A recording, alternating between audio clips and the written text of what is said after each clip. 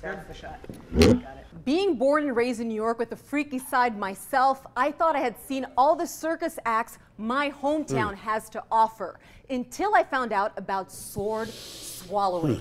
Truly impressed by these performers, I had to meet them in the flesh, so I headed to Coney Island in Brooklyn, and there I met Betty, Bloomerz and Ray Valenz.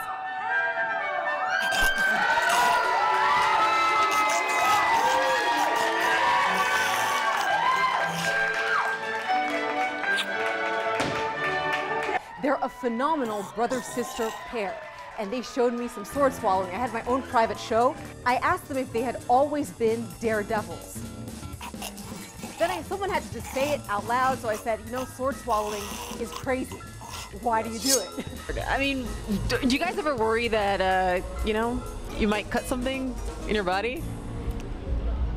Do you worry about that? I certainly don't worry about it. Really? Never? The thought hasn't crossed your mind? No. So then I was inspired by what Betty had said. Spending time worrying about it is going to negate the enjoyment of what's happening on stage. You know, you don't need to be motivated by fear or worry. So I said, okay, fine, I'm gonna give this a try. I grabbed a sword and attempted to do the sword swallowing I had just seen Ray and Betty do. How'd that go? That did not go so well. Here goes.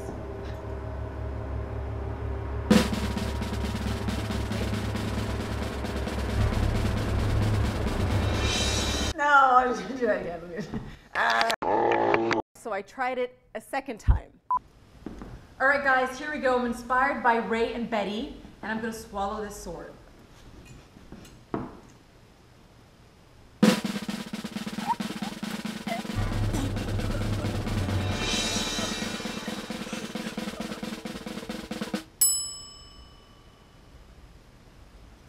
There we go. Don't try this at home. Ray started sword swallowing 5 years after he had already been a performer in New York City, and Betty said that she started sword swallowing because she wanted to prove that the impossible could be possible. Ray, the shortest sword he can swallow, he told me, is 18 inches, and Betty, the longest sword she can swallow is 27 to 28 inches. My sword was 24 inches. Their swords are real, they're long. I mean, I looked at them, it's not a trick. It really does go down. I mean, I don't know much Betty has actually been injured once doing it, so she does not recommend that people try it. You look like you're gonna knight someone. I don't often get to pull the sword, so now I've got it. Appropriate story.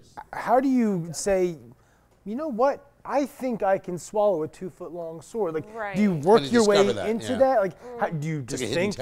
Right. How did she figure out that she was able to? Well, she said that it's the kind of thing that's actually very risky and dangerous. Yeah. Obviously.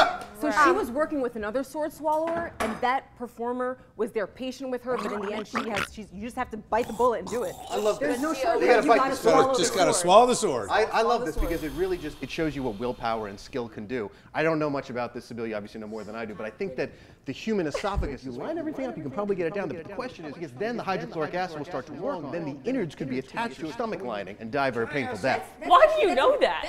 Was the sword like wet and gross when it came out? Guys. No, the sword, well, the sword I used had not been touched. No, I'm just saying, like, does it not touch any side? Thank you. I get it. All right. God, I love that we got the sword out for this one. Right? Brilliant. Should use the sword more often. That was gross.